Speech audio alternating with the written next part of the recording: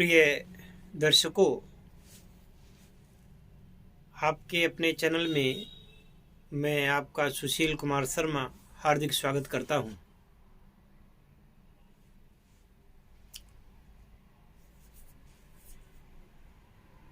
मैं सोच रहा हूं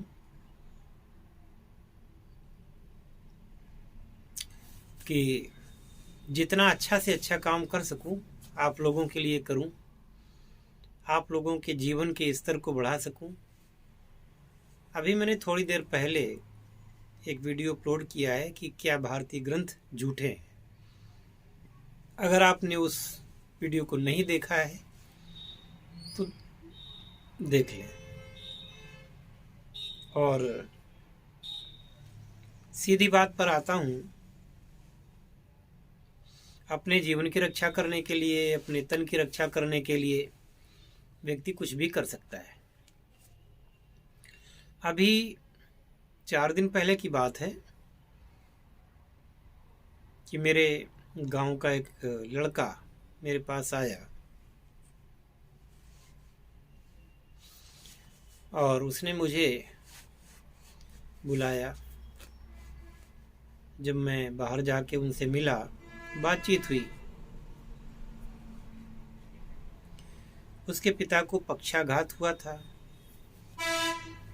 और वो पिताजी उनके काफ़ी वृद्ध हैं।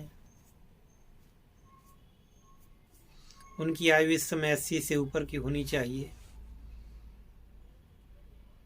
और बहुत ही जर्जर काया।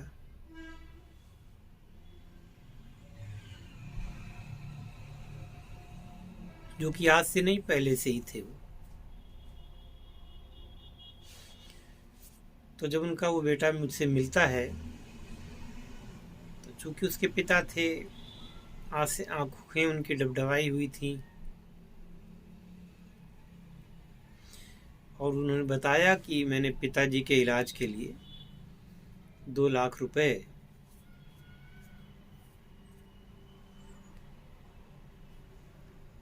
हॉस्पिटल में जमा करवा रखे हैं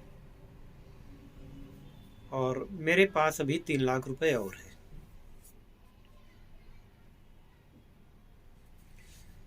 और दूसरे भाई सहयोग नहीं कर रहे हैं, लेकिन मैं ये सारा पैसा, बस मेरे पिता जीवित बने रहे।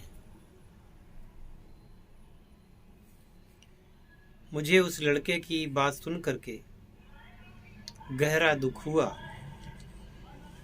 और मुझे उस बच्चे पर, बच्चा क्या, अब तो उसकी उम्र 40 साल होगी, बल्कि ज़्यादा होगी, 40-44 साल का, करीब 44-45 ऐसी उम्र होनी चाहिए। तो उसकी पितृ भक्ति पर मुझे बड़ा, मैं अच्छा फील कर रहा हूँ। और जब वो दोबारा मुझसे मिलेगा या मैं गांव जाऊंगा उससे मिलूंगा तो उसे इस बात के लिए ज़रूर बधाई दूंगा। ऐसे पुत्र आजकल कहाँ मिलते हैं, जो बिल्कुल जर्जर काया जिसकी हो चुकी हो और जिनके जीवन की रक्षा के लिए वो व्यक्ति इतना पैसा। अब देखिए, गांव के व्यक्ति के पास इतना पैसा नहीं होता है। गांव में जरूरी नहीं कि सब कोई, शहरों में नहीं होता है, फिर गांव की बात तो छोड़िए। जिनके पास 2-4 बीघे जमीन हो, वो भी 2-3 भाई हों, तो क्या उनके पास इतना पैसा होगा। लेकिन मेहनती लोग होते हैं, मेहनत करके कमाते हैं। फिर उस पैसे को यदि कोई अपने माता पिता के इलाज में लगा रहा है तो मैं इसको, उस व्यक्ति को सतयुग का मानूंगा। आज के कलयुग में ऐसा व्यक्ति अगर है तो वो सतयुग का प्राणी मैं उसको मानूंगा और भूर भूर उसकी प्रशंसा मुझे करनी चाहिए। अब मैं अपनी बात पर आता हूं कि भारत में कायाकल्प और दिव्य रसायनों के द्वारा मनुष्य के शरीर को रोग मुक्त करना, मनुष्य के शरीर को जरा व्याधि से मुक्त करना पहले से भी होता रहा है, आज भी संभव है, पर आयुर्वेदज्ञों की ओर देखता कौन है।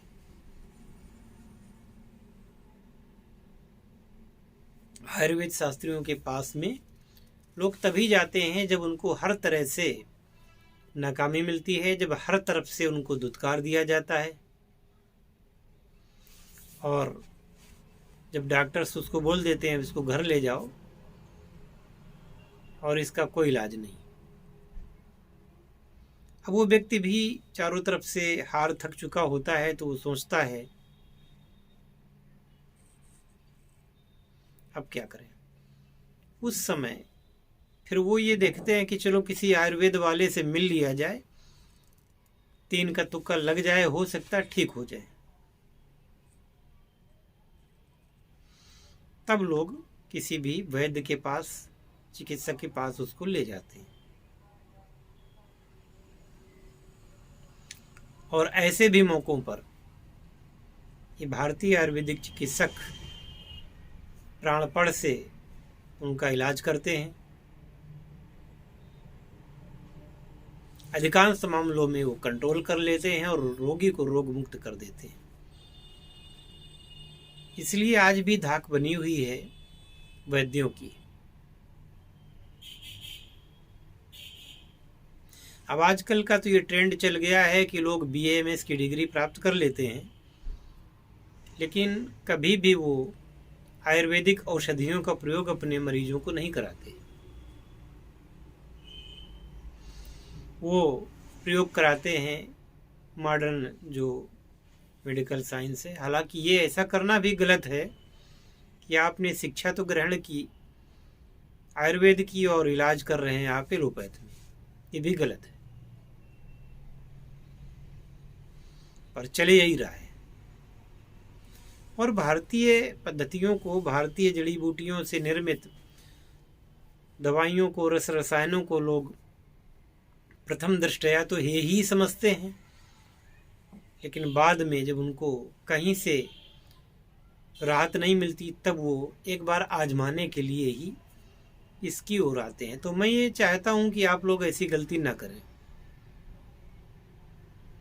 अगर आप किसी 10 मंजिली हॉस्पिटल में 10 लाख रुपए का इलाज करा रहे हैं, तो कम से कम आप ये भी सोचें कि हम किसी वैद्य के पास अगर 2-4 लाख रुपए लग जाए, उनको आप उनसे अपना इलाज कराएं, तो आपके साथ प्रयोग नहीं होंगे।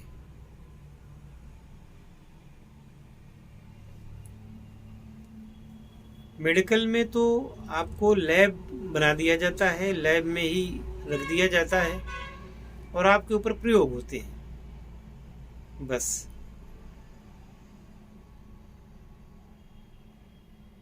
थर्मामीटर, आपका जो है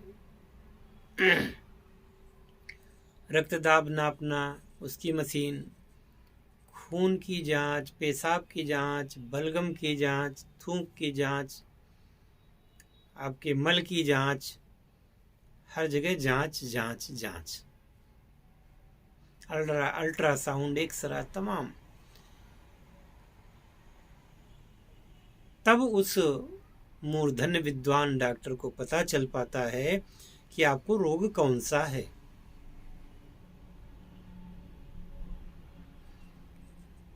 वैद्य लोग नाड़ी देख करके ही बता देते थे कि कौन व्यक्ति को क्या रोग है, कैसा है। यहाँ तक कि ऐसे ऐसे वैद्य थे, ये बता देते थे कि कल आपने क्या खाया था या 1 सप्ताह पहले आपने क्या खाया था।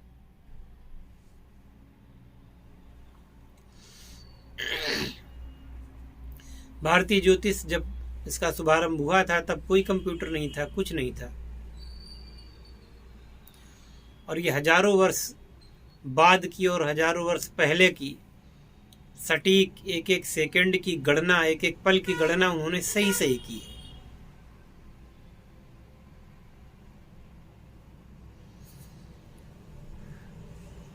तो मेरा तो यही कहना है कि आप अपनी प्राचीन परंपराओं को जीवित रखें। भारतीय आयुर्विज्ञान पर विश्वास करें। ये मेडिकल नहीं है, ये आयुर्विज्ञान है। आयुर्वेद का अर्थ होता है आयु का वेद, आयु की जानकारी। वेद माने होता है ज्ञान, आयु का ज्ञान। तो यहाँ पर जो भी औषधि आयुर्वेदज्ञ देता है उसका मतलब होता है कि वो आयु को बढ़ाने का प्रयत्न कर रहा है। केवल रोग नष्ट करने की बात नहीं है, निरोग रखने की और आयु को बढ़ाने की बात कर रहा है।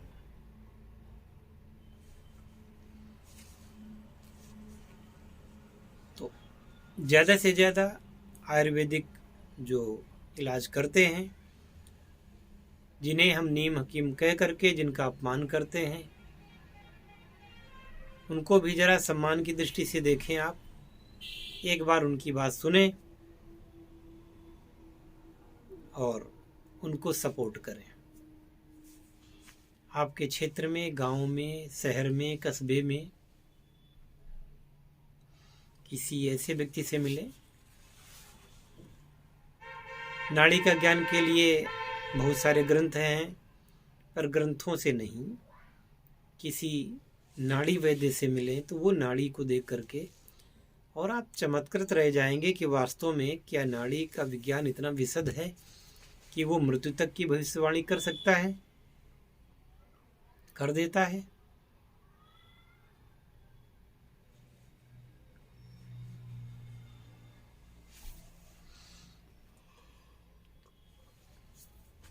मेरा यही उद्देश्य है कि इस प्राचीन परंपराओं को जीवित रखना, जो कि आज के विज्ञान से 1000 दर्जे बेहतर है।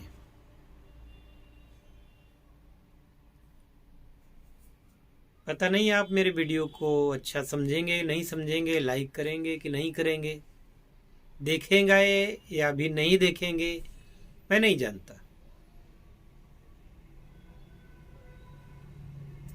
लेकिन मैं जब भी कहता हूँ सत्य ही कहता हूँ, और मुझे अपने भारतीय होने पर, भारतीय आयुर्विज्ञान पर, भारतीय चिकित्सा शास्त्र पर, भारतीय गणित पर पूरा विश्वास है, भारतीय रस रसायनों पर, अपने धर्म पर 100% विश्वास है। और ये विश्वास मेरा अनुभव से आया है, किसी के कहने से नहीं आया है। मेरा अपना जो विश्वास ये बना है, ये जब मैंने अनुभव किया है, अपने जीवन में उन चीज़ों को होते हुए देखा है, तब मैंने कहा है और तब मैंने उस पर विश्वास किया है।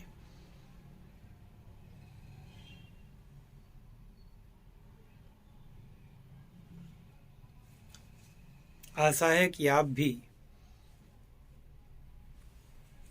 मेरे विश्वास को आगे ले जाने में मेरी मदद करेंगे, और जो कुछ भी इस चैनल पर बताया जाता है उसका प्रैक्टिकल करें।